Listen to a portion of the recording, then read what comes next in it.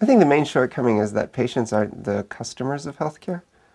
Customers are people who purchase or buy, buy goods or services.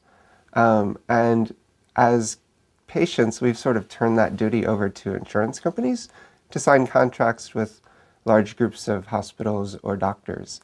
And all of a sudden, you've sort of relinquished control of customer status. And when you do that, you're not really treated like a customer.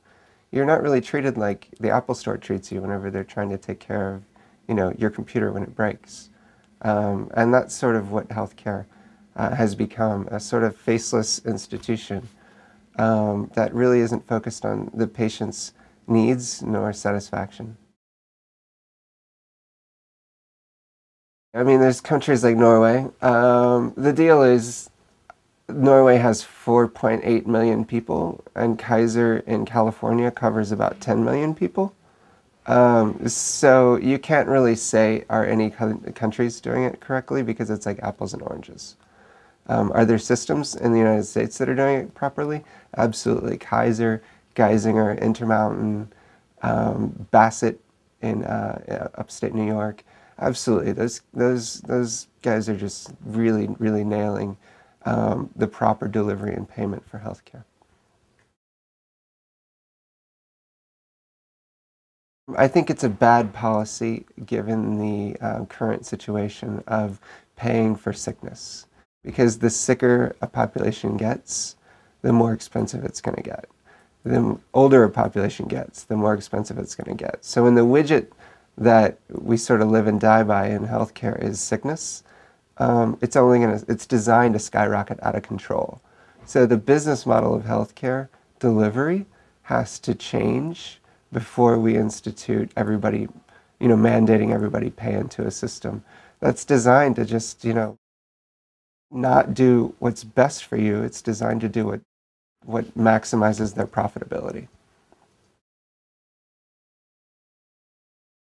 Theoretically, a shift to electronic medical records would help significantly. However, electronic medical records don't solve the problems that doctors face. They're designed for insurance billing, as well as protecting them legally from lawsuits.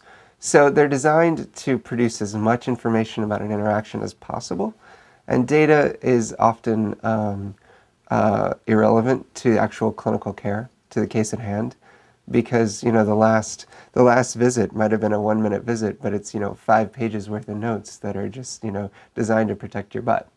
So the interfaces are often like Windows 95. These things were built 15 years ago. These legacy systems, they're built in the Windows 95 era. They're siloed pieces of bad technology. So I do not support current electronic medical records being mandated across the United States, because I think that the electronic medical record industry needs to be disrupted with today's technology. Well, Obama has appropriated about $20 billion to get doctors to use electronic medical records. How much would it cost Facebook, if it were designed to power medicine, to sign up all 11 million healthcare workers in America? It surely wouldn't cost $20 billion. It would actually cost, significantly less, because the building technology today that, is flexible enough and platform-like Facebook for healthcare would absolutely be the proper way to go. But the deal is, as in everything, the money and the corporate interests control the welfare of our country. So it's a real problem.